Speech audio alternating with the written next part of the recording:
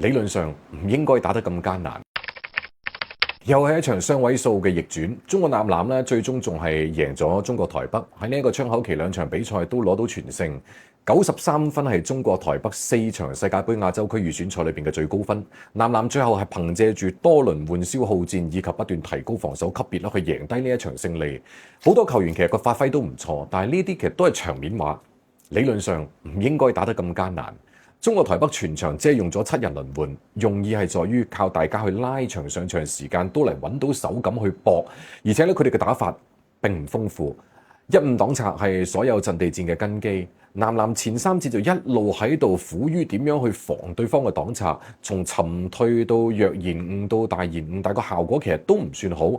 要解決防守端嘅問題咧，佢唔一定話全部要靠防守噶嘛。籃球係一個攻防轉換嘅運動，進攻都可以去消耗對手。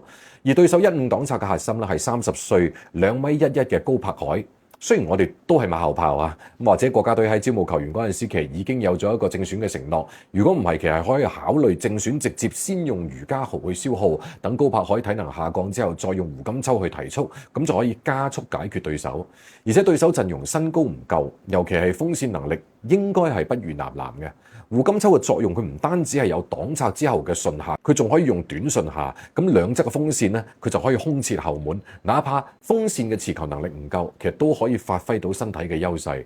即係咁樣，後衛同埋中鋒嘅壓力就會少一啲，亦都更加容易可以改變到對方嘅防守企位。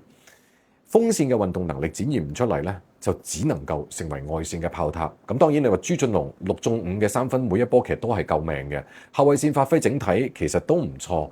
趙睿嘅狀態尤其重要，球隊係好依賴趙睿運動狀態嘅提升嚟到帶動攻防都係。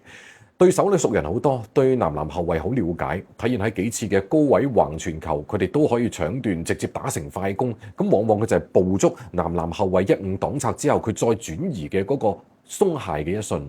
咁而上一場發揮出色嘅廖三寧同埋賀希寧咧，睇得出對手其實都有重點研究。李宏權嘅衝勁，特別喺朱俊龍受傷落場短暫休息嗰段時間，起咗好大嘅作用。高斯岩頂替午飯離場嘅趙繼偉嘅防守表現亦都可圈可點。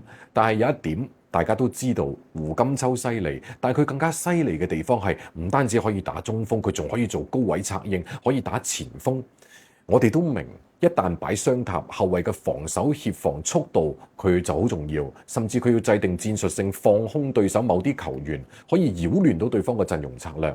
只不過我哋都睇唔到呢一場贏咗之後，男籃同韓國同積6分排第3。咁最後一個窗口期嘅2場對陣日本同中國台北嘅比賽咧，係喺7月份。